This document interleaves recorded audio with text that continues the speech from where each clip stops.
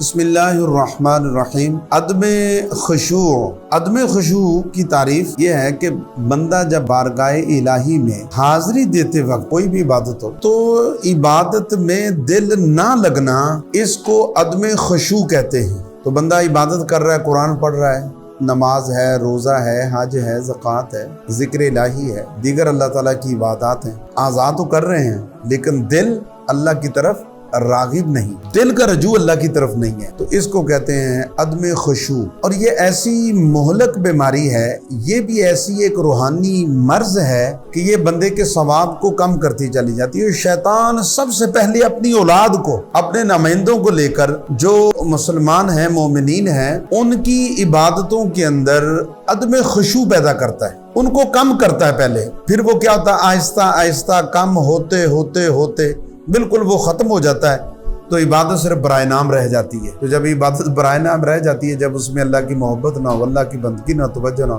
تو پھر وہ عبادت نہیں رہتی۔ بعض دفعہ پھر شیطان خوش فہمی کا بندے کو اندر مبتلا کر دیتا ہے کہ تو نماز پڑھتا ہے، تو قرآن پڑھتا ہے، تو اللہ کا ذکر کرتا ہے، لیکن وہ دل سے نہیں کر رہا ہوتا، وہ اللہ کی بارگاہ میں اس طرح عبادتیں ضائع ہو جاتی ہیں۔ لہذا اپنے اندر ہمیں چاہیے کہ خشوع اور خضوع پیدا کریں۔ 18واں پارہ سورہ المؤمنون آیت نمبر 1 اور 2، اللہ پاک ارشاد فرماتا قد افلح المؤمنون، کہ بے شک مراد کو پہنچے، کامیاب ہوئے وہ لوگ، وہ مومن، وہ ایمان والے، الذین هم فی صلاتهم خاشعون، جو اپنی نمازوں میں گڑ گڑاتے ہیں، جو اپنی نمازوں میں خشوع پیدا کرتے ہیں۔ رسول اکرم تاجدار انبیاء حضرت محمد مصطفیٰ صلی اللہ علیہ وآلہ وسلم نے فرمایا کہ منافقانہ خشوع سے اللہ کی پناہ مانگو۔ تو صحابہ نے عرض کی یا رسول اللہ صلی اللہ علیہ وسلم، منافقانہ خشوع؟ فرمایا ہاں، کہ منافقانہ خشوع یہ ہے ظاہراً تو خشوع ہو، اس کے اعضاء تو جھکے ہوئے ہوں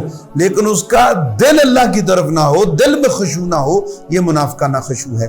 تو میرے بھائیوں، بزرگوں، دوستوں، تصوف بھی بندوں کو اسی طرف لے کے آتا ہے کہ بندے کی عبادت کے اندر جو بھی اللہ کی بندگی کرے وہ بندگی دل سے کرے، تاکہ اللہ رب العزت جل وعلا کی بندے کو قربت حاصل ہو سکے۔ السلام علیکم ورحمۃ اللہ وبرکاتہ۔